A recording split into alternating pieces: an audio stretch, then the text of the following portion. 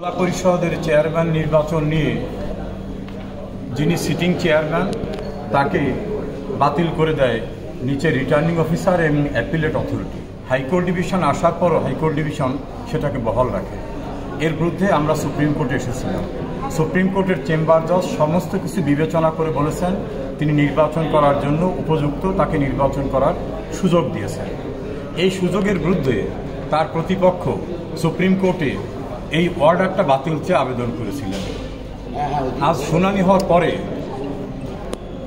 ফুল court সিদ্ধান্ত দিয়েছেন যে চেম্বার জজ যে অর্ডারটা দিয়েছে সেই অর্ডারটা বহাল থাকবে, অর্থাৎ যিনি বর্তমান চেয়ারম্যান আবারও প্রার্থী হয়েছেন তিনি নির্বাচন করার জন্য অধিকারী। আগামী পরশুদিন উপজেলা পরিষদের নির্বাচন হবে।